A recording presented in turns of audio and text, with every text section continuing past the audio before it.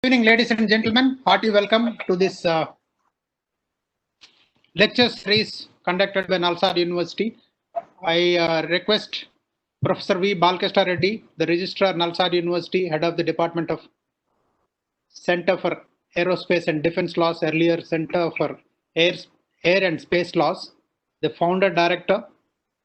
He has written 3 books on aerospace policy and regulations, widely published. He has been keynote speaker in many international seminars, visiting professor at many universities in India and international universities. Most importantly, he is my teacher. He taught me aviation laws. So it's my privilege to welcome you. Thank you. Thank you, sir. And as a student, it's really, I'm proud of it. I request you to please start the session, sir. Okay. So, thank you, Group Captain Naidu Garu.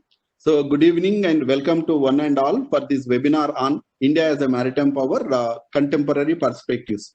Friends, this is the 6th and last webinar series, part of the Aerospace, Defense and Maritime Law lecture series organized by Center for Aerospace and Defense Law, Nalsar University. So, without wasting time, I would like to introduce today's moderator, Group Captain Naidu Garu. So, Group Captain Naidu Garu currently is adjunct faculty, Center for Aerospace and Defense Laws. Is also director, ISAC, Cyber Range and Exit, founder, Akash Law Firm. This is a law firm which helps many people in airspace defense, security and legal issues pertaining to this industry. I'm very happy to share with you all. So Group Captain Naidu sir was working with Indian Air Force for almost 25 years in different varied positions, including he was a director, personnel, and then he was also worked with Additional Director General, Doordarshan and Akashvani, important portfolios like security, HR, other issues. So Naidu sir, please, this is over to you, Group Captain Naidu. Thank you very much, sir. Thank you very, very much for that kind introduction. You have always been liberal in your words, very generous. Okay, ladies and gentlemen, as mentioned by Professor Reddy, we have started this a month ago, Aerospace and Defense Law lecture series. 6 of them. We are through with 5 of them.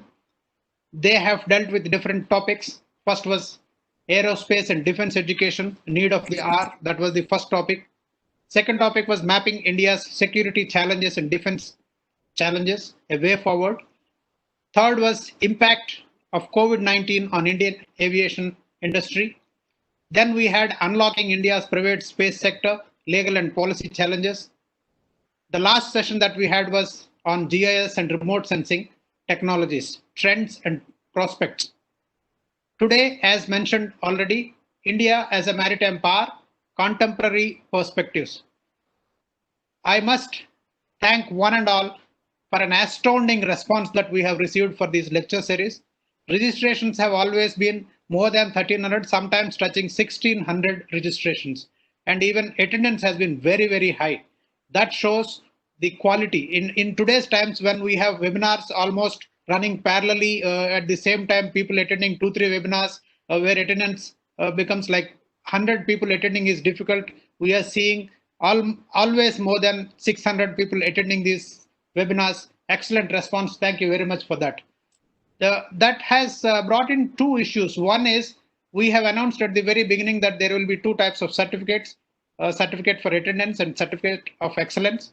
Attendance, if someone has attended 4 webinars out of the 6, and of course we confirm the attendance from the website as well as from the attendance roster that will be circulated subsequently for today's webinar also. The other thing is about write-up or an article of 1,000 to 1,500 words. We have requested those of you who are keen to get the Nalsar Certificate of Excellence, please submit your write-ups. Very interestingly, a lot of people have already written and they have sent. The response is too good. So what the Nalsar University has decided is to publish them in the form of a book, a journal. The speakers also have been requested to give their write-ups. So together, it will be compiled into a book. And those articles which are not of that order will be in the journal. This is the outcome of the good response that we have had. By the way, today happens to be the last day. If some of you, I know it's appearing like an advertisement, but no, just a reminder. Some of you are those of you who want to apply for those courses in Nalsar University, CADL. So today is the last day. So please don't forget to register your names and apply, lest you lose out on that. Okay. With that, I think the topic is already known. A lot of things are happening in the field of maritime laws, maritime activity, maritime economy. We are seeing simmering issues in the Gulf for a long time. South China Sea is boiling and so much of activity is happening around there. We at some stage were a very mighty maritime power. Otherwise, we wouldn't have had our people ruling countries like Malaysia, Indonesia, and our population well over 30% in countries like Singapore and all that. It wouldn't have been possible if we were not a great maritime power. The legend has it that Vasco da Gama was escorted by a Gujarati trader with much bigger ship than his own ship. So things are there. Maybe we have at some stage lost a little orientation. We distracted from our focus on the seas. So that's probably put us into a little back foot. But the time has come now, not only because we want to do it, but also probably because of the compulsions of the geopolitics. Today, we have distinguished speakers. One speaking on the situation around us in the world by giving us an general view on the geopolitics surrounding our maritime forces, maritime economy. We have another speaker who will be speaking on the blue water economy. We have an expert on security issues. He will be speaking on the security aspects. The fourth speaker will be speaking on the regulatory issues and the prospects for the litigation, prospects for the non-litigatory legal work, prospects for the lawyers, prospects for the law firms, and also touching upon some of the cases that we have had that have attracted a lot of attention in the recent past. So we have an excellent panel. We hope to get maximum benefit out of these panelists. With that, I introduce the first speaker for today, Professor P.V. Rao, an alumni of Osmania University and MPhil and PhD from Jawaharlal Nehru University, London School of Economics. He is a scholar. Ford Foundation, he has been part of it with Bandaranaike Center for International Relations. He has been an editor for 2 journals, one now gone international. He has been speaking at various seminars. He has lectured regularly. He has been lecturing at College of Air Warfare, College of Naval Warfare, a very well-known personality in maritime field and geopolitics. Sir, without wasting any more time of yours, may I request you to please start your session, sir? Thank you very much. Thank you very much for coming, sir.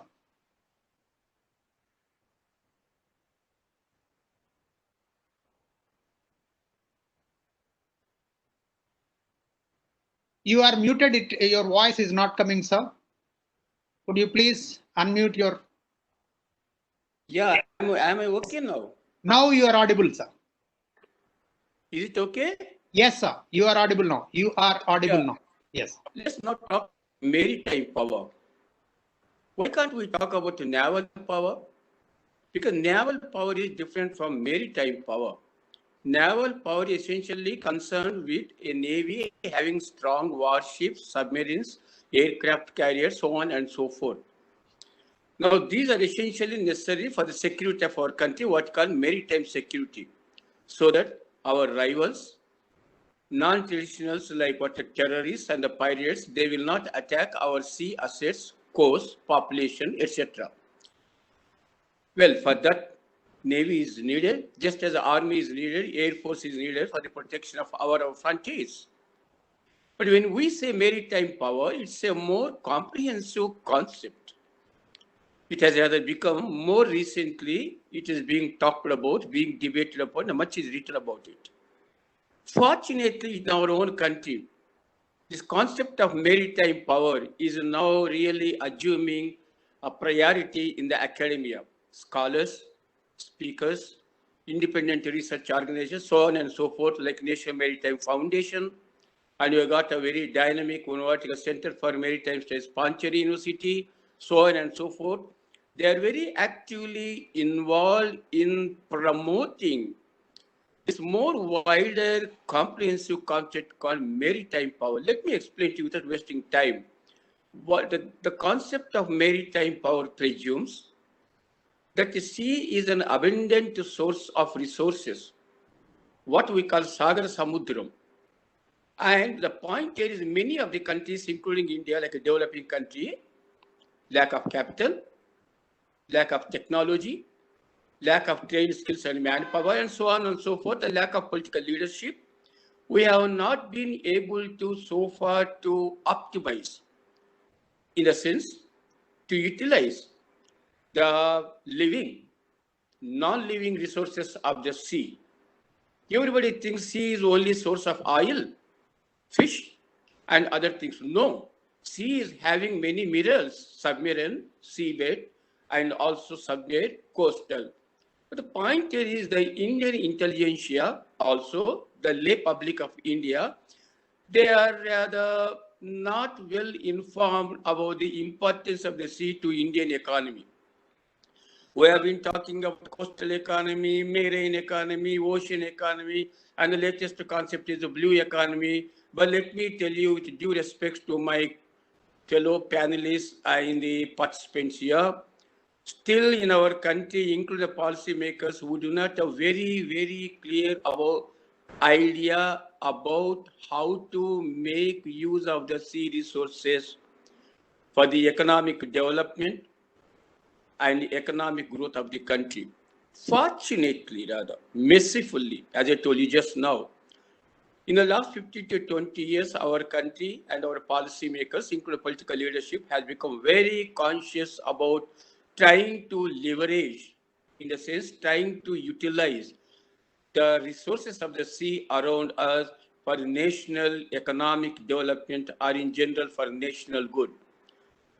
Let's not forget, friends, we have not only have 7,516 kilometers of the coastline, but we have 2.02. I repeat, our country has got 2.02 exclusive economic zone called EEZ. In this area, India and India alone will be able to maximize the sea resources surface, coastal, undersea, seabed, so on and so forth. So much abundant marine space is available, thank God, thanks to United Nations law on the sea, which is applicable to our country, and our country also member of the UNCLOS. So now we are trying to make use of them. But the point here is, how do we channelize the marine resources for the economy? Scientists, technologists, bureaucrats, they have introduced different strategies. Today, before you, I'm only confining myself to one important aspect of the maritime power. I repeat, I am not talking about the naval power because my close friend, Commodore Udairaudi is there. He will tell you because he's a pronounced scholar, professional, and advisor to government of India. That I don't have to tell you. But there are many other sectors, components, if you ask me, or dimensions, which can be used for national economic development, which are represented by the sea around us. One of the most important policy initiative that has been introduced by the government of India is not long ago, only about 5 years ago, called Sagaramala. In the year 2015, it was inaugurally formulated. In the 2016, the Prime Minister of India, he opened it for the national development. It's also called National Maritime Development Policy. What is Sagaramala? Sagaramala is related to development of India's ports, port infrastructure, The ability of the ports to receive more cargo from the foreign countries, send them inside our country. The ability of the ports also to take more products for exports from our hinterland, inland, all other states throughout the country to the ports. From there, the ports should have the capacity to export to the overseas to all the other countries where we want to export. Let's not forget, port is only a medium. Port is rather a gateway. Gateway between whom? Gateway between India and the world. We receive raw materials, finished products, etc., either from European Union or the ASEAN countries or United States of America, and particular oil from the Gulf region. But we are also, as an emerging economy in the world, exporting quite a bit of not only primary commodities as in the past, like rice, wheat, cement, textiles, leather, jute, spices. These had been for ages our primary exports to the world. But friends, now, no, we have joined manufacturing clubs, hubs of the world. We are now pharmaceuticals, aqua foods, including floriculture, electronic goods, and whatnot. I wouldn't like to go into the shopping list. We are also exporting. In other words, today India is emerging as a new emerging industrial country.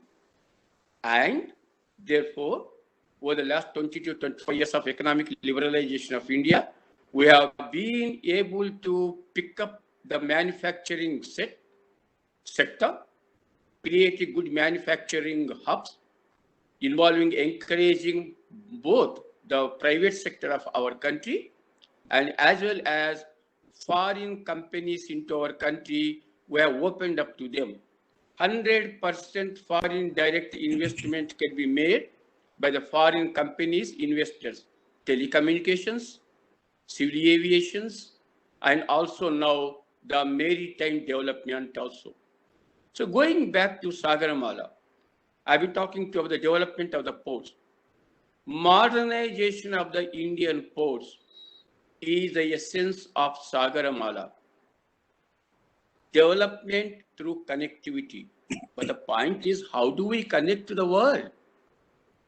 We don't connect to the world by roads, by railways. Sea is the only medium to connect our country to the world around. Far or closer, like Bangladesh or even say for Sri Lanka. So port is the key factor in order to link India's goods, resources to the world. In other words, to engage actively in our EXIM operations. EXIM means export, import, operations or transactions. We need to have very efficient ports, capacity to load, receive bigger ships, so on and so forth. What is the status of Indian ports now? Not really good, but not really bad also. I would like to take a very cynical view of our Indian port structure. The point here is, through ages, right from the Indus Valley civilization, we have been able to have one of the largest economies in the world right from the ancient period. As Group Captain Naidu in his introductory comments have been saying that long before Vasco da Gama came, the Indians either on the east coast and west coast were great seafarers, ship makers, so on and so forth. But the point here is, today because there are countries within Asia called growth poles, Singapore, ASEAN countries, Japan, China, and outside European, etc., they have become most powerful economies. We are not. We are not able to catch up with their growth rate, per capita income, production rate. But what shall we do? Sagaramala therefore wants to see that if India really wants to become an important economic power in the world, that in fact is our ambition. As the Prime Minister repeatedly said, India wants to become, her goal is to become a 5 trillion economy in the world. Not an easy job. That needs great contribution from every sector and also the port sector. So Port of India, though they are reasonably good, modestly rather, but rather they are not able to compete with the more advanced ports of the Asian countries, like the Singapore port, like what you call it, the Dubai port, or the Chinese port of Shanghai, or include Japanese port, or the South Korean ports, and so on and so forth. We are far behind their ability. This is the reason why the Sagaramala says we should really build, make stronger the infrastructure of the Indian port system. We have throughout from east to west 13 major ports. I would like going to list of them, just like Chennai, Ennore, Calcutta, Halia, Paradip, so on and so forth, Mangalore, etc. Now, how do we modernize our ports? Very clearly, the Sagaramala project had laid down clear guidelines, individual projects, and also hugely the government has allotted money just about 5 years ago. I'm going to explain to you, for the rest of the time the chairperson will allow me, the basic features of the Sagaramala project. Mind you, friends, I may remind you once again, sorry for a repetitious comment. Sagaramala is about modernization of India's port infrastructure. This is not about shipping. There are different policies by the government of India, big policies, ambitious policy by the development of shipping. Sagaramala is concerned only the modernization, upgradation of both major seaports, the 13 I mentioned to you just now, also smaller ports, which we call them state ports, non-major ports, quite a few hundreds of them. Now let me explain to you some of the few, without going to details, what are the basic highlights of the Sagaramala project. Number one, Sagaramala wants to see that the ports by themselves are capable of handling bigger ships. VV, they call very, very larger ships. Unfortunately, even some of our largest ports, like Mangalore or Paradip, they cannot invite large shippers from foreign countries.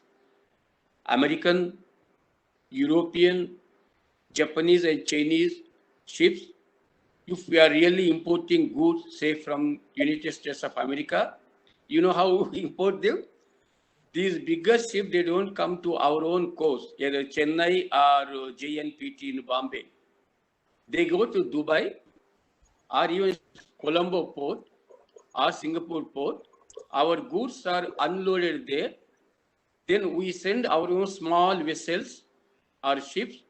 We carry them like we carry them by trolleys or auto rickshaws. It's because our ports do not have enough capability to handle, to operate the bigger ships. That is one of our important weaknesses of the port system. Sagaramala therefore wants to enhance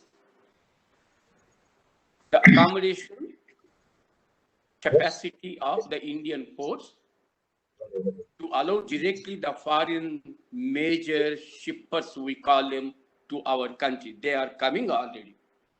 May I request you, sorry for the interruption, sir. May I request you to please 2 to 3 minutes, sir. Can you repeat, Dr. Naidu? Sir, may I request you to kindly conclude in 2 to 3 minutes? May I request you to kindly conclude in 2 to 3 minutes if possible, sir? Thank you very much. I can do it. Am I audible to you? Yes, sir. Yes, sir. Clearly audible, sir. It's coming nicely. Thank you. I appreciate. Thank you very much. Now, so therefore, we are modernizing the Indian ports, major, and already some of the foreign ships are directly coming, so that we are able to save on our money, cost, time of transportation. The second highlight of Sagaramala project is connectivity. Connectivity between whom? Connectivity between port and rail, port and roads, port and coastal areas, and port and overseas. We have very poor road infrastructure and also railway infrastructure. Now, the quantum volume of import and export transactions, which we have been doing annually growing, therefore, our roads and railways are not able to meet the demand. So we are now modernizing Indian railways. Today, Indian Railways has introduced what you call CONCOR, Container Corporation of India. It is a multi-modal transport connectivity strategy. CONCOR main objective is to bring inland, hinterland goods by railways and by roads, send them, connect them to the ports. Thank God, though introduced just about 15-20 years ago, CONCOR, containerized services by rails, 40% of India's EXIM operations are now catered to by Indian Railways. This is second highlight, please remember. Third one is, we're also trying to develop port-based coastal industries. What does it mean? It means instead of somewhere in the interior areas, establish cement factory, coal factory, etc. Around the coast, either medium, small, or big manufacturing centers like pharma, leather, automobiles, then whatever you may call them, the other agro processing industries, so that they can easily take them to the nearest port, export them, or import the raw material themselves. So therefore, friends, so under Sagaramala, the third highlight, that means establishing port-based industry is already on, but we can't expect overnight very big results. They are being shaped and they are through in place already. Lastly, I may make my point and I conclude myself that we have huge rivers, Brahmaputra, Ganga, Pennar, Kaveri, Godavari. But the thing is, we are not able to make use of these inland rivers in order to carry our hinterland, coastal area goods. We have small boats, they can't carry big cargo. Under Sagaramala, the fourth and most important aspect is to see our rivers like Ganga or Godavari will be made navigable to carry high volume of cargo. I conclude by saying, already we have introduced heavy volume cargo movement as an inaugural way from Benares by Ganga to Halia port, and many are in the offing. Thank you, friends. My essential objective has been to inform to the informed public here that India is no more sea blind. India is awakening to the importance of the sea. India is on the cusp of sea consciousness. Thank you, one and all. Thank you, sir. Thank you very much, sir. Thank you very much. Thank you all. And while we have heard Professor Rao on the port structure development and Sagaramala and other issues, the next speaker is Professor Subramaniam Raju. He is coordinator, Center for Maritime Studies, School of Social Studies and International Relations at Pondicherry University. Professor Raju has won many awards, and he is also visiting professor at many universities, including Bandaranaike Institute of International Studies. He has been Best Teacher, National Award he won. He has been Best Teacher of the University many times. Published 55 articles, presented about 80 papers in international seminars, authored 22 books. One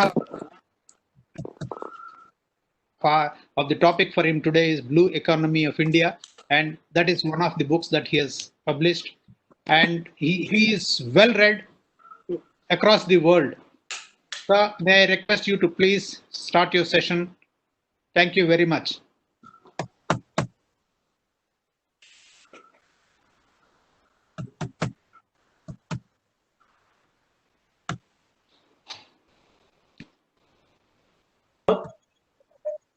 Hello.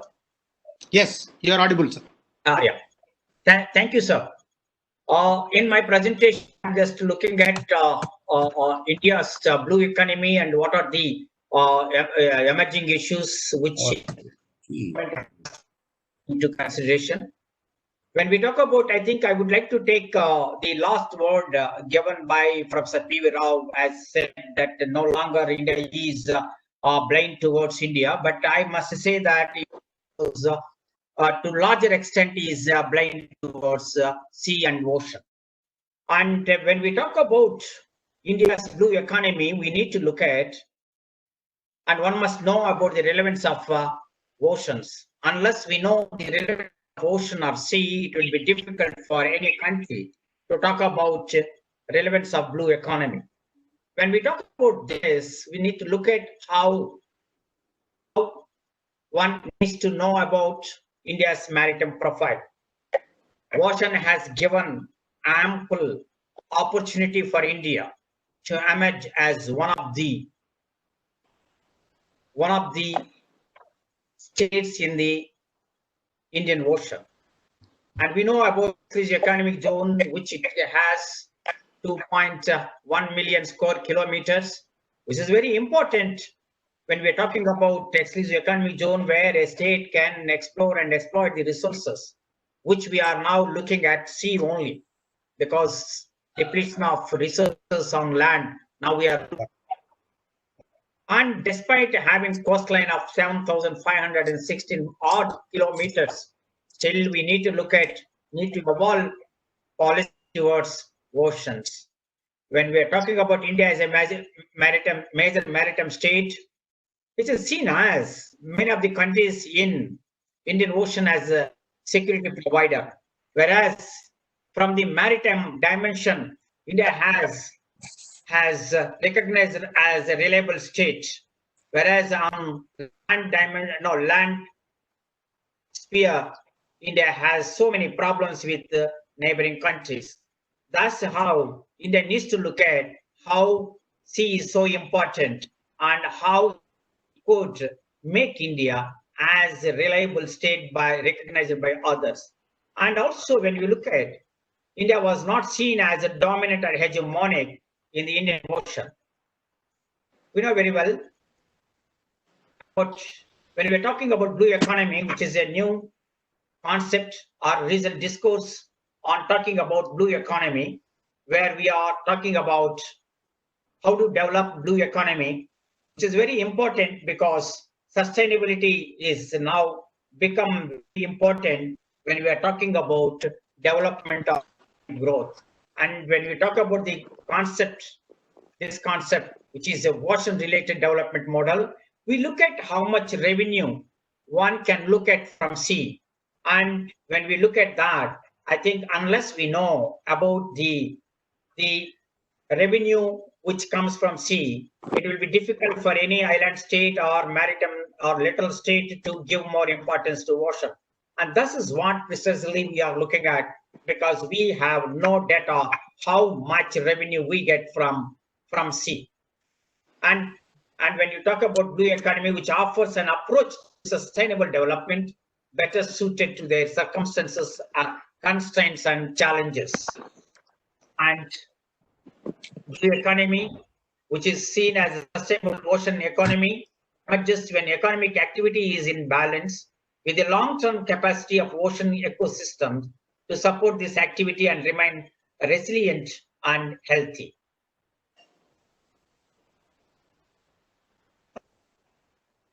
This developing blue economy has come from the island state, which has become now global trend, and ocean has become an economic force in the 21st century. And coastal and ocean economies are often blurred and is very difficult to quantify. I think now it is the time for the states like India to look for about how to audit the revenue comes from sea. And as mentioned by Professor P. V. Rao, previous speaker, about exclusive economic zone, which is very, very important aspect. But this is going to be very, very important for states like India, because the blue economy recommends or always advocates to explore or exploit the resources locally. Thereby, we will avoid the conflict, because there is always you have seen in India, there is often conflict between rural and urban, rich and poor. And now blue economy gives a message that when you explore resources locally, you will have so many, you will address so many challenges. And this is what are the sectors which can be seen as under blue economy, either coastal tourism, offshore oil and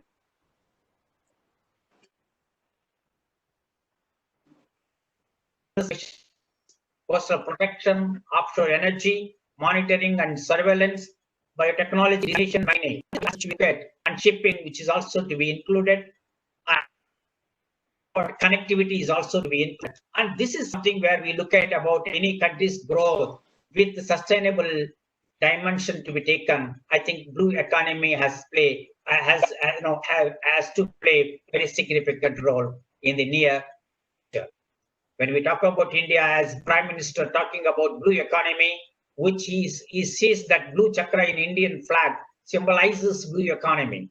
And India is also put efforts, look at how to use satellite and maximize fishing, and how to help fishermen in saving time and distance. And when you talk about Project Mosam, which is also very important, but at the moment India is not seen, has not taken it seriously, and re-establishing India's cultural maritime linkage with its traditional trade partners along the Indian Ocean. I think this is something very important, not necessarily when we are talking about developing economy, but also it needs to have linkage with the with the neighboring countries through soft power, through cultural linkage. I think that is something very important. Sagaramala project, as mentioned by Professor P. V. Rao sir, so I don't need to look at that here. Sir has explained elaborate in an elaborate manner. So I just look at how India is. This, when you're talking about blue economy, essentially security aspect comes into picture, and India has demonstrated as to some extent as a maritime security provider, and states are in crisis, either in case of Mauritius or in Seychelles or Maldives or Indonesia, or particularly in tsunami, India has demonstrated as. And also our Prime Minister also advocated Sagar, security and growth for all in the region. I think this is something, a message which goes throughout the Indian Ocean. I think this is something that we look at about every country, because most of the countries, including locked countries or land-linked countries, depend on sea for their imports and exports. I think something we need to look at, and shipping, which we need to look at.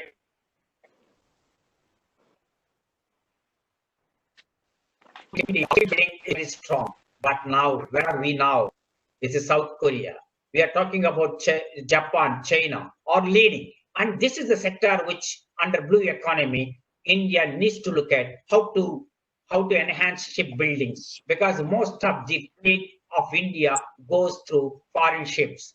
I think that is something where we need to highlight. We need to look at how shipping building is one sector where India can think under blue economy. Trade, we know 90% of trade goes through waters, and this is something where we need to look at how trade is so important for us. Unless we have strong ports, unless we have our own ships, it would be very difficult for us to enhance our trade. Tourism, we know very well about how to improve, how to enhance tourism. That is particularly coastal tourism. And fisheries, and also that is also another aspect when we are talking about blue economy.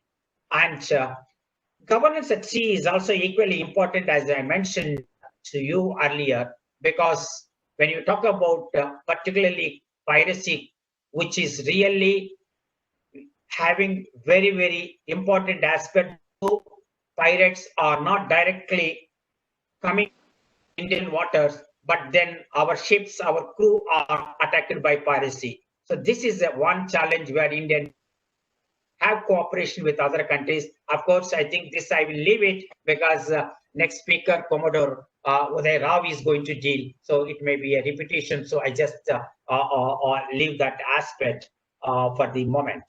And environmental degradation, we know very well there is a crisis of the ocean caused by pollution, which is also very important when we are talking of blue economy. I think this is something where we need to look at, and India is also not very much, active in terms of protecting environment. I think that is something which we need to look at when we are talking about developing blue economy. This is piracy, which we know about what are the activities near Indian waters. I just look at and I conclude my presentation. When we're talking about economy can sustain itself when its natural resources are depleted or degraded.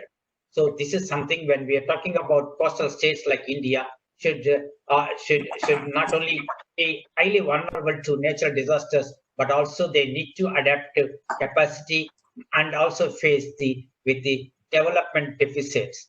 So depletion of resources would become greater challenge for a country like India.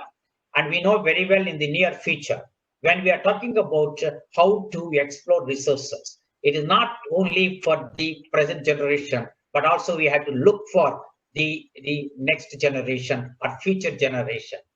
This is our responsibility to ensure that the next generation would also access to the resources. And that is something is a big challenge for a country like India. And oceans and seas are lost frontiers and needs to be careful in exploring resources. And 21st century has been called as the century of the sea. And then we look at how oceans can represent a new economic frontier for growth, development, and investment. And this is something where we need to look at. And blue economy could make to avoid conflicts over resources if blue economy is encouraged to explore the resources locally. And thank you. I stop here. Very much, sir. Thank you very much for the talk, sir. And the next speaker is Commodore Uday Rao. Commodore Uday Rao was commissioned in the Indian Navy on 1st January 1974. He has served for more than 32 years in various capacities. He is a postgraduate in Defense Studies, an alumni of Defense Services Staff College, and he taught there as well. He is an alumni of College of Combat, Army War College, it's known as. He has held various appointments in command, staff, administration, and diplomatic assignments where he was responsible for about 7 island nations. He has held very key appointments in intelligence, naval intelligence, DNI. He was the Director of Naval Intelligence for over 5 years. He served in the Cabinet Secretariat, which is the highest body concerned with the security matters. After retirement, he has been very active in writing on matters maritime. He is also an adjunct professor with Raksha Shakti University, Gujarat. He is part of a non-profit organization as a trustee. He is actively involved even now in matters that are maritime security. His past experience on the seas, in the naval intelligence. With that, we request you, sir, to give us an overview as to how India is prepared to tackle the emerging problems like US asking countries in our neighboring waters to protect their ships. There is a talk of coalition. There are some countries which are saying, yes, we are ready to create a coalition to protect and secure our ships. Now, in addition to the recent developments in South China Sea, which I'm sure you would be touching upon, the problems that we have all around us. Now I request Commodore Uday Rao to please start his session. And sir, just 1 second before you start, the attendance sheet will be circulated, ladies and gentlemen. It's a university event, so we have to have that as part of the activity. So at the end of it, the attendance sheet will be circulated. Please be present. Thank you very much. Thank you, sir. You may kindly start, sir.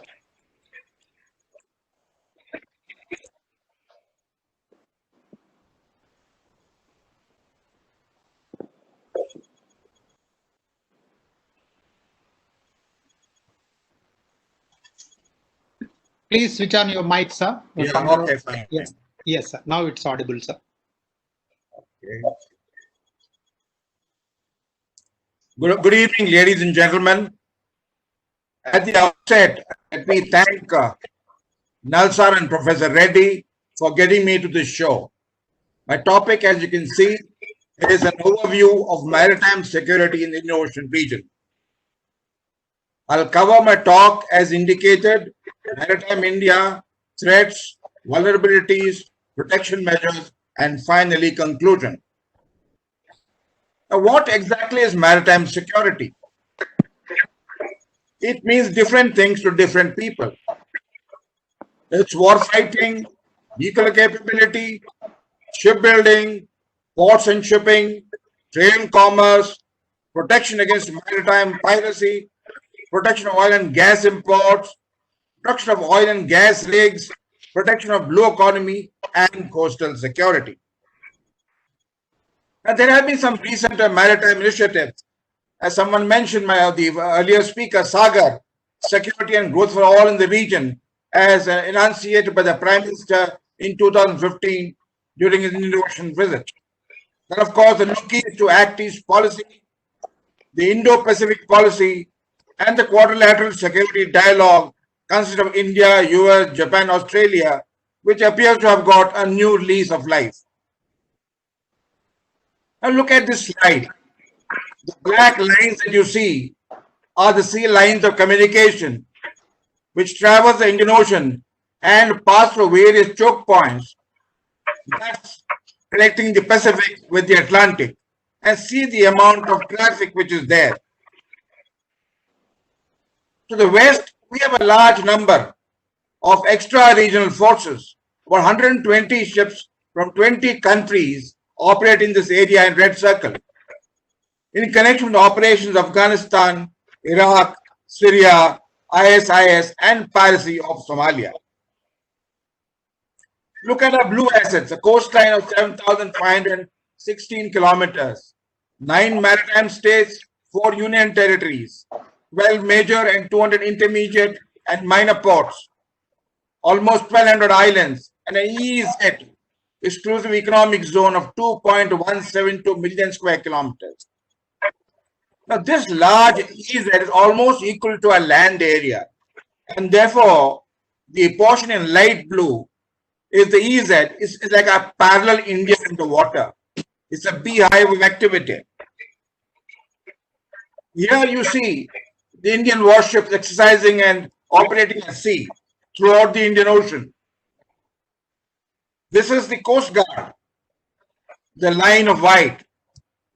And this is our beat constable in the exclusive economic zone. Now take a look at this fishing trawler. It appears to have come from the medieval times. We have over 3 lakh registered vessels and possibly an equal number of unregistered vessels.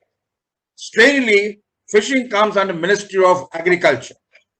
And we have a lot of illegal, unreported, and unregulated fishing that goes on in our waters. Let's take a brief look at our neighbors.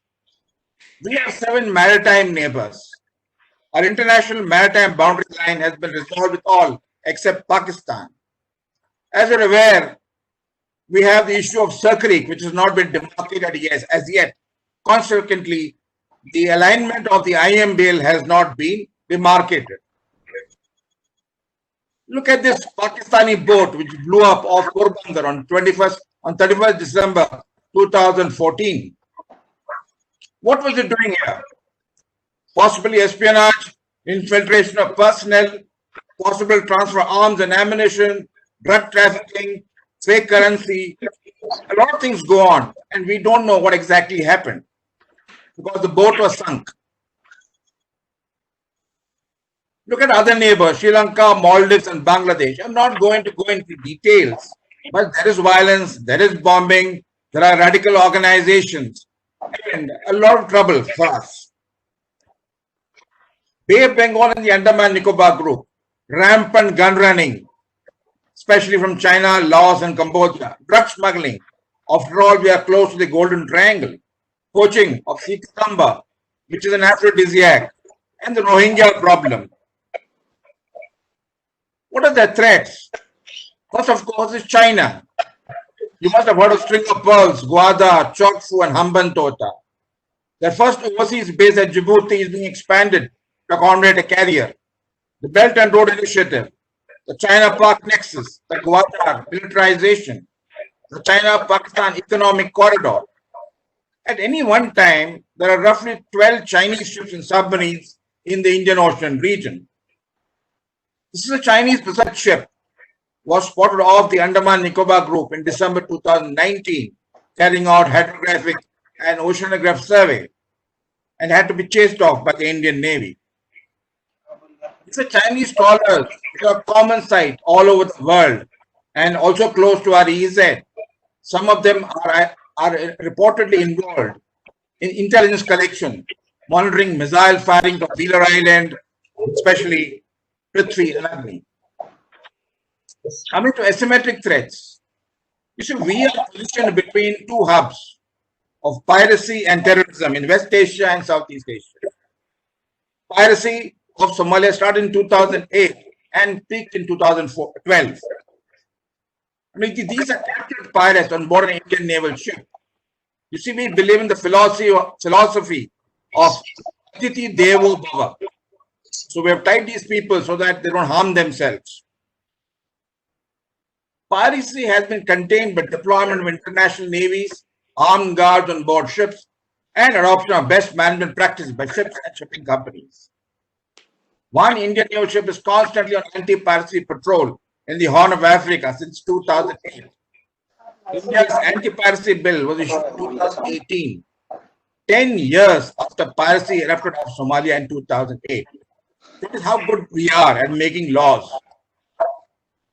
Coming to maritime terrorism, almost all terrorist organizations around us have seagoing capabilities. Lashkar-e-Toiba, Jaish-e-Mohammed, Al-Qaeda, etc. In any case, GPS and SATCOM make things much easier now. Is there a symbiotic relationship between pirates and terrorists? One does not know. There's not much evidence to suggest that. Of course, 1993 Mumbai Blast was a classic case of maritime terrorism. Maybe you have forgotten. 26/11, more recent, but we never seem to learn any lessons. Now, further out in the Gulf of Oman, 6 tankers have been attacked with limpet mines in the Gulf in May and June last year by the Iranian Revolutionary Guards. Our merchant ships are also in the area, bringing much needed oil and bound for India. They could also suffer collateral damage. Drug trafficking. You see, we are positioned again between the Golden Crescent and Golden Triangle. So therefore, there's a steady outflow of drugs from Afghanistan and elsewhere to Southeast Asia, to West Asia, Europe, and Africa, over land and through sea. Now, this is a photo of an Indian Coast Guard vessel chasing a Pakistani boat which was involved in transferring 600 kgs of heroin. Just an example. Illegal migration. About 100 people, Indian citizens, left Munambam in Kerala last year and bound for Australia, seeking a better life. Left illegally. They have never been seen or heard since then. What are the vulnerabilities? Our ports and harbors along the coast are vulnerable. Coastal refineries are vulnerable. Nuclear power plants, shipyards, naval bases, including our carrier Vikramaditya and a nuclear submarine Chakra, cruise liners, Sriharikota, a satellite launching station, and Wheeler Island. All of them are vulnerable. These are tankers and LNG carrier and oil rigs. They could also be destroyed or attacked or destroyed. They could be destroyed or sunk by limpet mines or explosive-laden boats. Narrow ports could be closed. Economic and environmental disaster would fall. Therefore, what are the protective measures?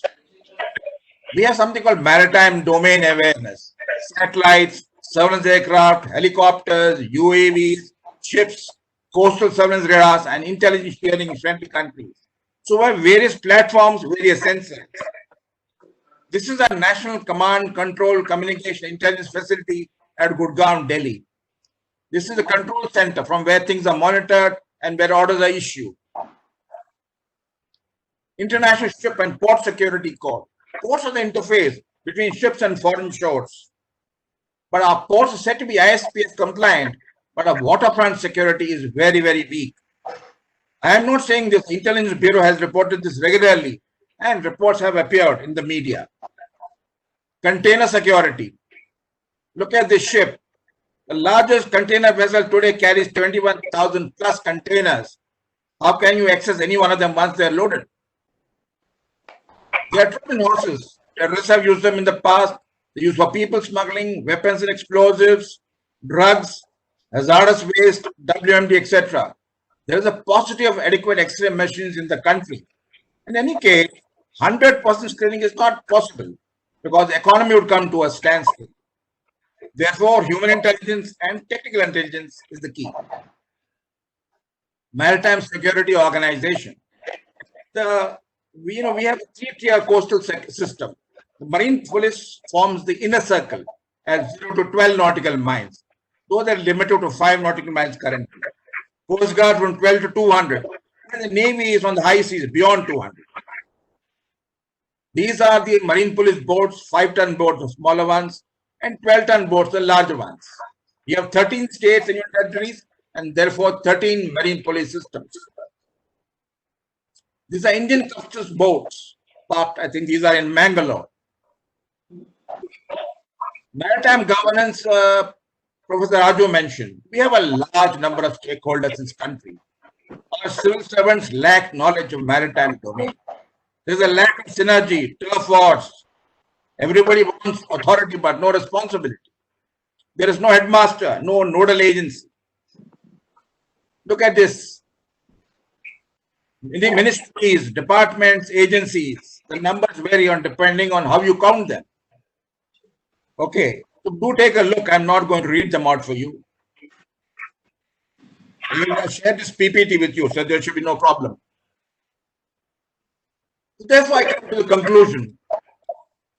The current governance structure needs to be revamped to include the maritime domain. Many other countries have done this, China, Japan, others. We are still stuck in the times of gone by. And therefore, we apply land-centric templates to maritime domain. Federal structure creates its own problems. States often do not understand the magnitude of coastal security.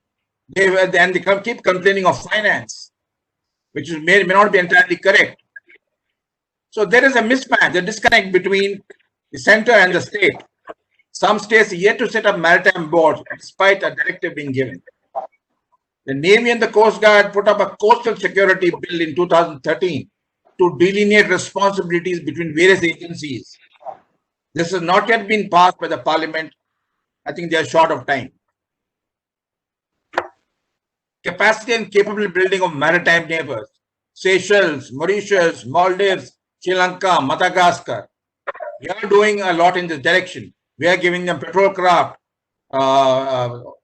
aircraft and helicopters and several other things. We need to enhance the maritime cooperation and information sharing with friendly countries. We have a white shipping agreement with about 29 countries. Maritime courts. None of our law universities pay much attention to maritime law. And maritime courts, I don't know. We don't seem to have any major maritime court. We need to augment the Andaman and Nicobar Command because that is the one which will defend our eastern flank. It will act as a wall against Chinese ingress and act as a stepping platform or a, to take a flying leap into the South China Sea. And finally, ladies and gentlemen, the BJP has said in 2014 that they will set up a national maritime authority with a national maritime advisor, having participants from various agencies. Sadly, this government has not done enough and there is no progress. And this is something that needs to be expedited. With that, ladies and gentlemen, I have come to the end of my talk. Happy hunting. Thank you very much for your kind attention. I have finished. Thank you very much, sir. We have a lot of questions for all the panelists. The panelists have already spoken. I come to the next speaker, Miss Hamsa Devaneni. She holds a master's degree in Admiralty and Maritime Laws from Tulane University, US. PG diploma from Nalsar University in Patents. Very active lawyer, part of a national political party as well, keeping busy on that front. A lawyer who is working in the arbitration as well, many matters in arbitration. More importantly, she has started her career in US in maritime laws. She was involved in writing maritime policies, especially those policies which were affecting piracy. We just heard Commodore Rao talking about piracy in Somalia area. So that was one area which she was creating policies. As a project officer, she was heading Oceans Beyond Piracy project, in which she has taken very, very active participation. She is presently partner in Havel Legal, writes extensively, gives lectures, part of India Foundation, part of National Maritime Foundation. Young age, doing a lot of things, lot of knowledge to share with us. And also, as a lawyer, she can give us the perspective as to the prospects in litigation and non-litigation areas for the law students who are keenly listening and participating in this webinar. With that, Ms. Hamsa, over to you. Thank you very much for being part of this panel.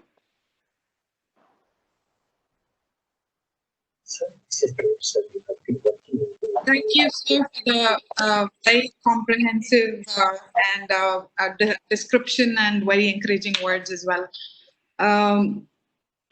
I wouldn't have a presentation today. I'll probably talk.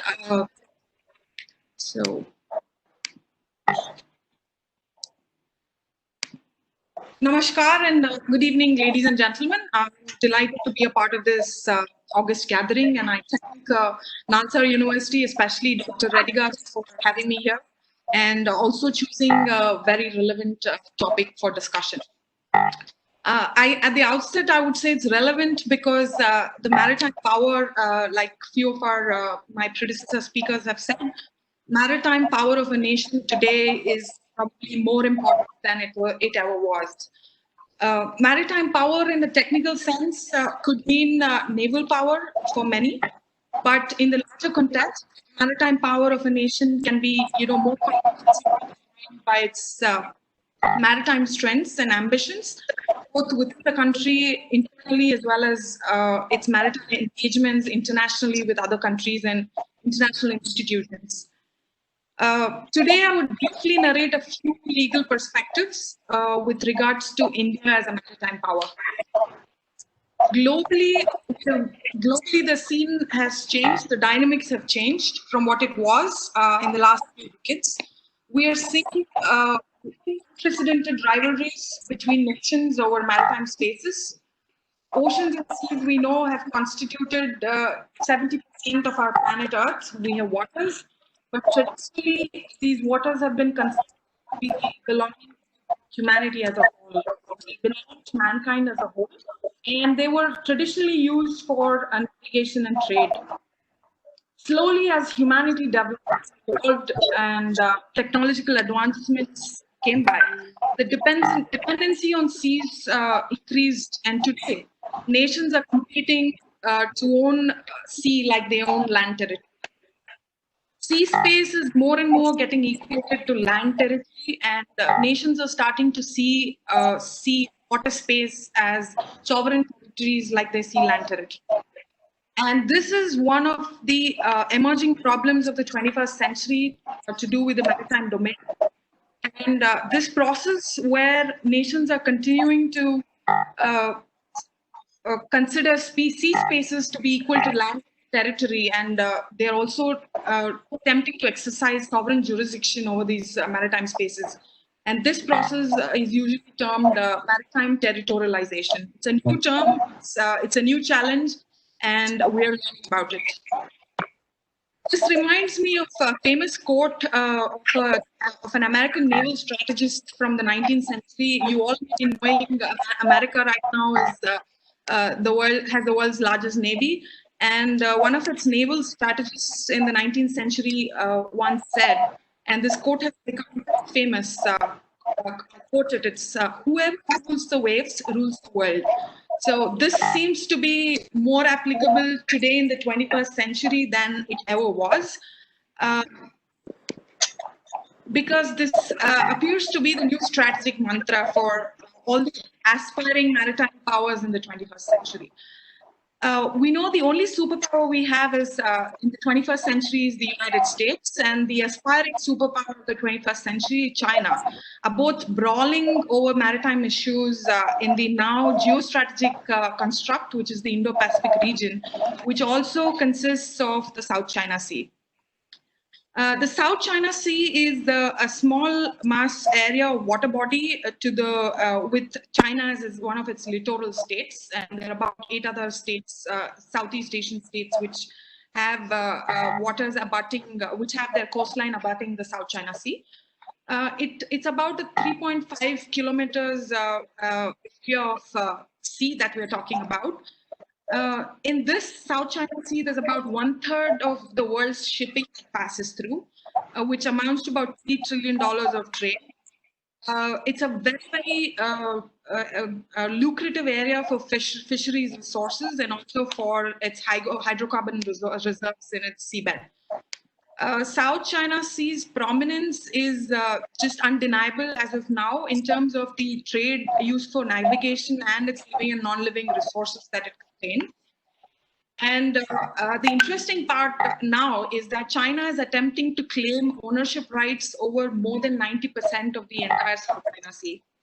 And USA, along with its allies, are assisting China's maritime expansionism. We've had issues with China Ladakh border last couple of months, and and this has been a cause of expansionism. We also see Chinese expansionism happening very aggressively in the South China Sea. So the point here I'm trying to make is that 90% of the South China Sea is now being claimed by China based on historic rights that it belongs to China solely, more importantly to the exclusion of others. And USA, which believes in international rules, is also interested in keeping the sea lanes of communication open for free trade and navigation amongst countries, is at loggerheads in China, the South China Sea, along with many other littoral states which are fighting littoral disputes with China and South China Sea.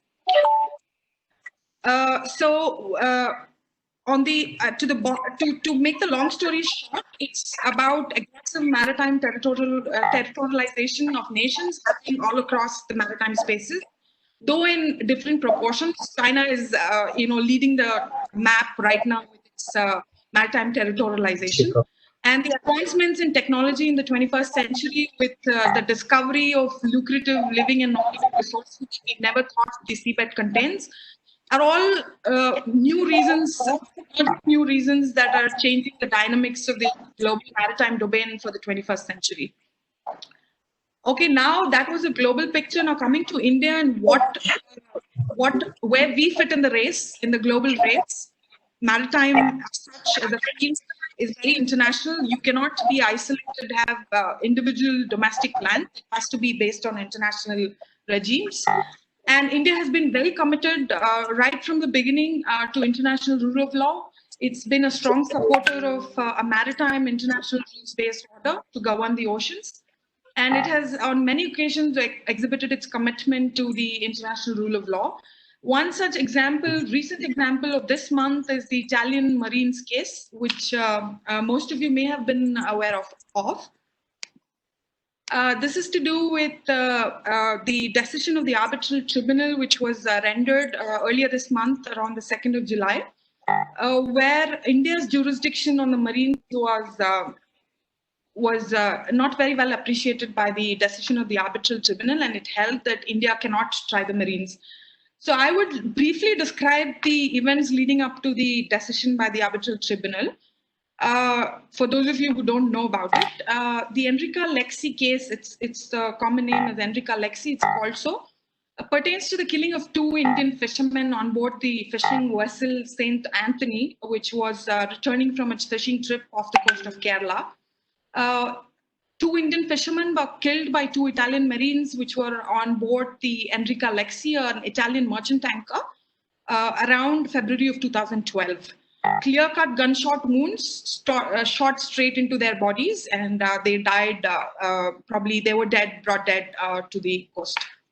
The Indian Coast Guard on information intercepted the oil tanker, which was heading out from the Indian waters after the shootout, and arrested both the Italian Marines who were responsible for the shooting, and they let the tanker sail away to its destination. But they held custody of the 2 Italian Marines, and India attempted to try them under the criminal law, which is the only law then that was available for us. Kerala police, which were given custody of the Marines, first initially filed an FIR for murder and conspiracy under the Indian Penal Code against both the Italian Marines.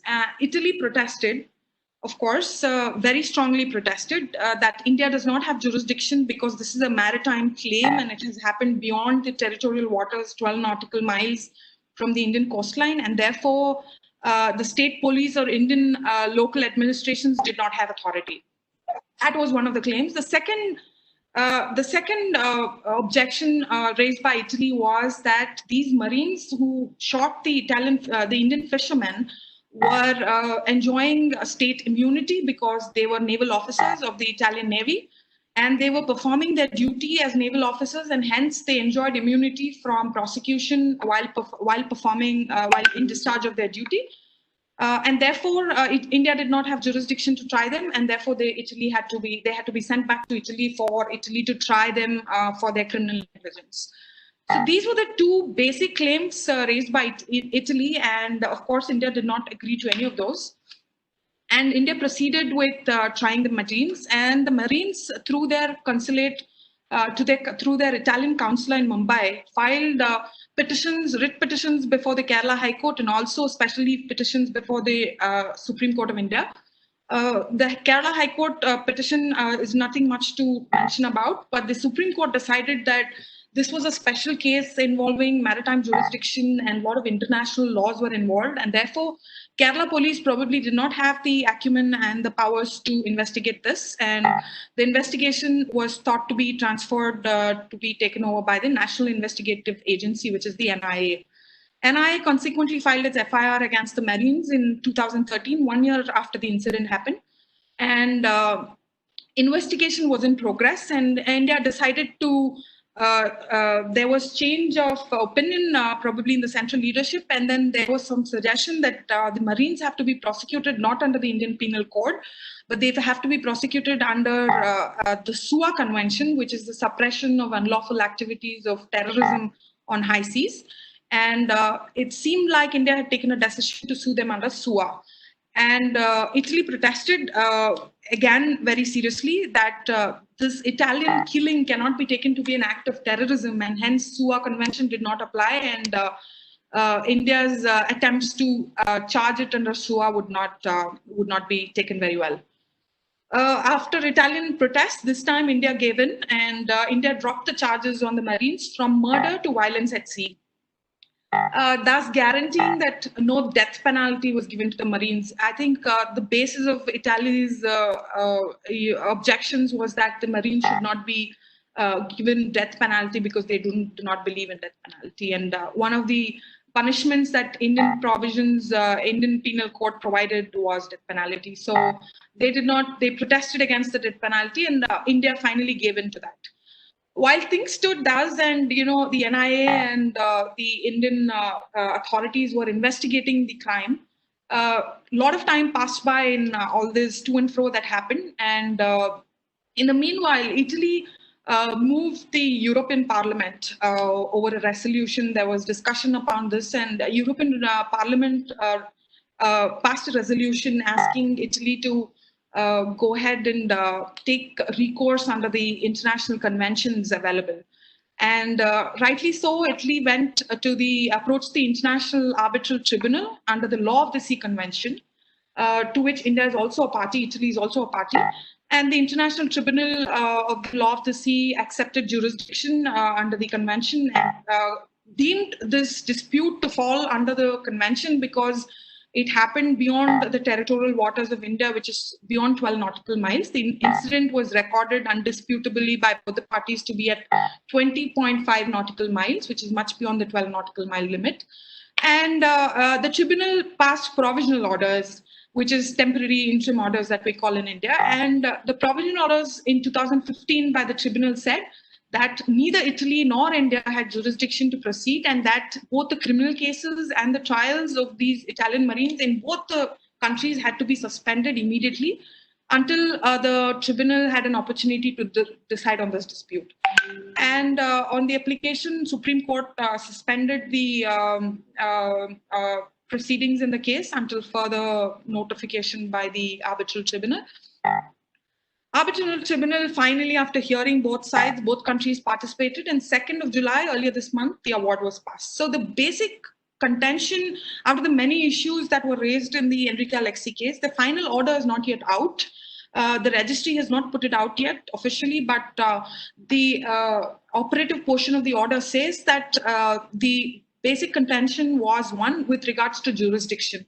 India said that because you killed 2 of our fishermen in our waters, Indian criminal jurisdiction kicked in, and therefore we had jurisdiction to try the accused. Italy said that it was beyond territorial waters, beyond 12 nautical miles. Therefore, it was something to do with international law, and therefore Indian domestic law did not apply, and this dispute had to be resolved under the international regime, which was the UNCLOS. And the second issue was the immunity that the Marines suffered. So the whole confusion about the immunity of the Marines began because of the piracy issue that Udaira Garu was just talking about. Piracy extended more towards the coastline. The pirates became, because of the technological advances and more greed to get more money, the pirates started moving more and more away from the Somalia coast, and they started coming closer to the Indian coast. And the Indian coastline is one of the biggest shipping sea lanes of communications. So because the pirates were coming closer to Indian coastlines and generally into the high sea areas, the nations together decided that they will start having vessel protection detachments, which are armed personnel guarding the vessels, the tankers or the container vessels that were passing through the sea lanes, to ensure that the pirates don't board them and attack them. And this Italian Marines were part of that vessel protection detachment policy that they were performing their duties on board that Enrique Alexi. But the interesting thing about Italy was that usually these vessel protection detachments are private agencies that are hired by by shipping companies. But in the case of Italy, Italy had placed their own Navy personnel as part of their vessel protection detachment. So they were officially discharging their duties as naval officers. This caused the confusion, and the tribunal clearly on immunity held that the Marines were entitled to immunity, and therefore India could not exercise jurisdiction, its criminal jurisdiction on the Marines, and that Italy had promised the tribunal that it will conduct a fair trial on the criminal negligence of the Marines to have killed the Indian fishermen. And the immunity aspect was decided as such, and the jurisdiction, though India did not like it, we accepted the order of the arbitral tribunal, because this is the sheer example of how India respects international rule of law, and this was one such instance. This was about India's commitment to international rule of law. Apart from that, India, under the leadership of Prime Minister Narendra Modi, like my predecessor speakers have mentioned, we have seen maritime vision that we have not seen for the last 75 years for the first time. It's also aggressive. India is also very aggressively pursuing its regional and international partnerships, both diplomatically and militarily, with neighboring nations and generally nations at large, to enhance equitable governance of the global maritime domain. We've seen the strength that India has as a maritime power. A few of our speakers have mentioned its coastline is huge. We have a huge EEZ. We have a lot of contiguous zone, and we have a lot of resources. Maritime strength is magnificent in terms of what we have. More importantly than all of this, we are in the middle of Indian Ocean right now, which is the fulcrum of the Indo-Pacific construct, which is the new geopolitical strategic landscape that all countries are talking about. Since the change of leadership in 2014, like I mentioned, we've exposed and we've been testing the maritime potential of India. Modi has hosted his first ever Maritime India Summit in 2016, just 2 years after his taking over administration at the center, with representatives from about 41 countries. It was a huge success, and about 3,000 international delegates participated, with a lot of international organizations like the IMO also participating in the India Maritime Summit. This was basically an attempt to attract investment and also to expose the maritime potential of India. Our central leadership is also attempting to make changes to the archaic maritime laws that were left to us by British. It's not just maritime laws that have become archaic for us. Many of the legislations that we are dealing with today have, outdated the times that we are living in. And thankfully, the leadership now is paying some attention to it. And so also the maritime sphere of India and the maritime potential of India in terms of its domestic legislation is seeing some light. There have been many new bills introduced by the Parliament. Uday Rao sir also just mentioned about one such thing which has not been passed. There are actually many maritime bills pending with the Parliament right now, waiting for its consideration. But there are two new important maritime legislations that have been passed, which have become acts right now. And I would very briefly mention both of them. One is the Admiralty Act of 2017, which is a landmark legislation in the maritime domain for us. Because for lawyers, this is an important aspect. Maritime law as such has a specialized jurisdiction, which is the maritime jurisdiction, which is not common and not known to the regular civil jurisdiction that we exercise. It is specifically called the Admiralty Jurisdiction, which means that a person who that a vessel is treated as a separate entity, as a legal entity of itself, separate from its owner. And under the Admiralty Jurisdiction, the courts have power to exercise their jurisdiction to arrest vessels, to execute maritime liens, and there are a few very core maritime aspects. Sorry for the interruption.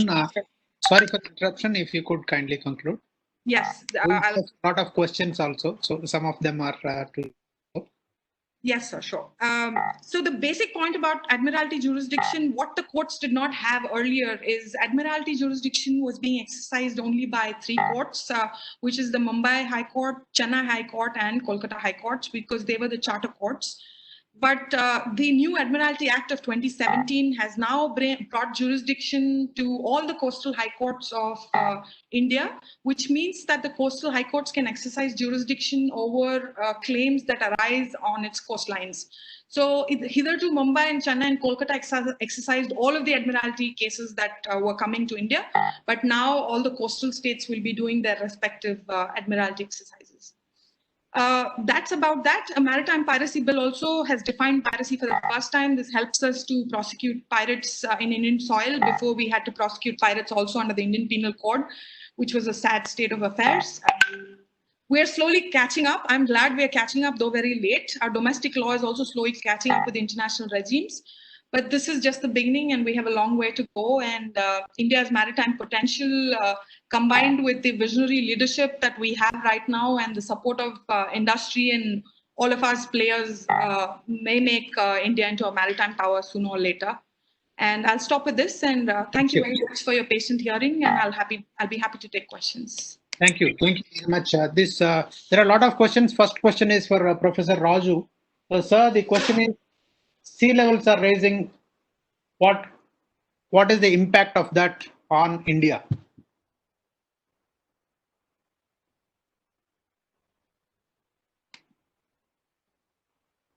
Raju, sir?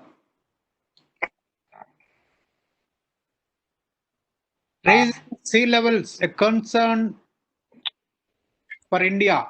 What is its impact? Please switch on your mic, sir. Please switch on your mic, sir. Unmute yourself. Unmute. It's muted. It's muted, sir. Your mic is muted. Okay. Then I'll go to the next question. Okay. Yes, sir. Yes, sir. Hello. Yes, sir. Okay. Hello? We can hear you now. We can hear you, sir. Hello. We can hear you. Hello? Please go ahead, sir. Hello. Yes, we can hear you, sir. Can you go ahead? Yeah. Regarding sea level, rise of sea level. Yeah, this is something that is very. Yeah. So it is really, concern for like India. When we talk about this sea level rise, because this one aspect which also has impact on India's coastal security as well as the livelihood of the people who live in and around the coastal states. So that is something very important when we talk about the rise of sea level. But then only that problem is they were looking at, the government is taking some of the measures only after the disaster, after the any cyclone or tsunami happens. But the problem is rise of sea level, which also climate change. And when we talk about climate change, we have to look at the holistic. It's not that compartmentalized. You look at the rise of sea level, but we have to look at about the afforestation. We have to take the other aspects like greenhouse energy, gases emissions. And there is a report which talk about greenhouse. What the scenario? I think this is something where we look at, because poverty will be 15% will be increased and 3% of GDP will be decreased. And now this is linked with the rise of sea level. How this could be seen very important. And I will give you one example if you have time. Setu Samudram Canal project. If you can.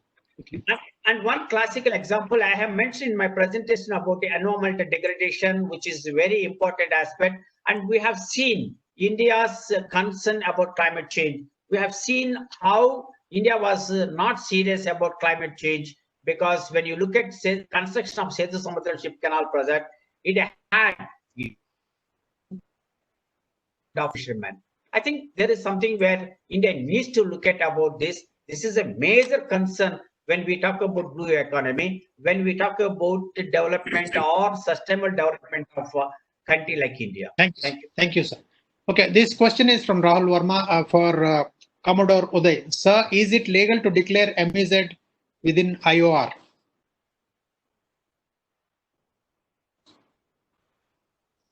Commodore Uday Rao, are you there, sir?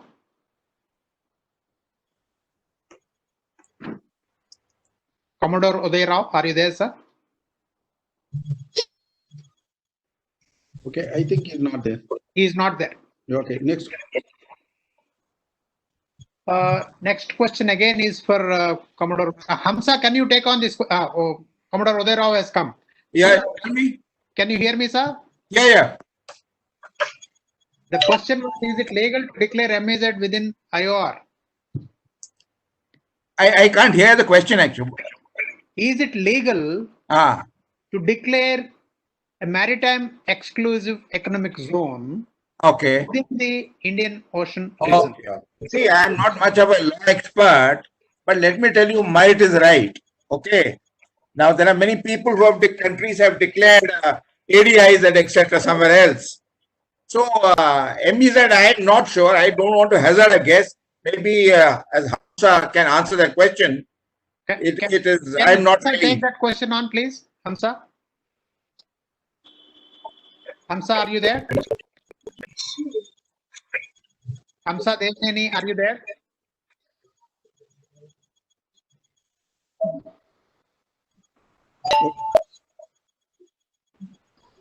She is not there. Okay. Okay. Now the next question, sir, to you is induction of Rafale going to anyway help the Indian Navy? This is for me? Yes, sir. Sai Duvada wants to know. Okay, okay. Now see, the issue is that to begin with, can you hear me? Yes, sir. Can you hear me? Yes, sir. Yes, We can. Okay. The question is about Rafale. Actually, now the Navy is helping the Air Force. If you see we have 8 P-8I India Poseidon Boeings. At least 1 or 2 of them are now employed in Ladakh area because of the synthetic aperture radar. Similarly, we have some MiG-29s, okay, which are actually meant for Vikrant. And these are also being sent to up north. I don't think we need Rafale for the Navy because we have Jaguars, which are now somehow detachment is placed in Andaman Nicobar. These are in the anti-shipping strike role using harpoons. So I don't think Rafales are just 5 at the moment. I don't think Navy requires it. We have adequate MiG-29 for our security. And I think Rafales are best left to the Air Force. It's optimized for land operations. Thank you, sir. Thank you, sir. Thank you very much. Sir, we have a lot of questions, but I don't think we will be able to take on any more questions. Professor Reddy, sir? Yeah, I think, sir, we will send a lot of questions are there. We'll, send through email, those Yes. who are asking, we have a mail ID. There are many now, questions. I don't think we can take on any more questions because of paucity of time. You conclude, sir. Yes. You conclude. And before you, conclude, say 1 minute to me last. Okay. Yes, yes. It's, I will be here. Ladies and gentlemen, because of paucity of time and we have come to the end of this session, wonderful series of 6 lectures. We have had great speakers presenting different views on aerospace and defense laws. Excellent participation. Thank you very much, first of all, for all the participants for making this series a grand success. We thank the Vice Chancellor, Nalsar University of Law, Professor Reddy himself, the Registrar and Head of the Department of Cadal. From the very beginning, the concept to execution and extremely well organized your team, sir, your technical team, the research associates who have been helping Lakshmi and others, Tariq. Likewise, there are many more behind the scenes. We know the events like this cannot be put forward without the support of the technical team and the people working, burning midnight oil to make these events a success. And they have definitely made this big success. We were discussing, because of the astounding response and such great response that we have received, Nalsar University very soon is going to announce next series that will be announced by Professor Reddy in his concluding words. Now I request Professor V. Balkrishna Reddy to please give his concluding message. Thank you. So thank you, sir. Thank you, Naidu, sir, conducting excellently, moderating today's thing. I first of all, thank all the moderators, not only today, but all the 6 series. I thank all the moderators and panelists. They have done wonderful job. Of course, we are going to come out with a published book, both online and also offline. So I thank all the speakers, particularly giving good inputs to this lecture series. I thank all the team, particularly my team, the technical team, Tariq and his friends, and Lakshmi and his team for helping and making success this program. I also thank all the participants. Without you, we could not have done this program. So any given time, more than 400, 500 participants all through the 6 series. I thank all of you for being part of Nalsar lecture series. Yes, we are going to come out with another lecture series on technology and law very soon, and we will discuss that. Communicate to them. Thank you once again for all the participants, and sir, you all. So we can conclude. Thank you, sir. There is a huge demand from the participants to continue with this lecture series. So please do announce very soon. Sure, sir. Thank you, sir. Thank you for the panelists. Thank you so very much, sir. Thank you. Thank you. University and Professor Reddy. Thank you for giving me opportunity also, sir. Thank you very much. Thank you, Nalsar. Thank you, Professor Reddy. Thank you, sir. Thank you all. Yes, sir. Thank you, Pivrao sir, Subramanian Raju, Uday Rao sir, Hamsa, everybody. Thank you once again.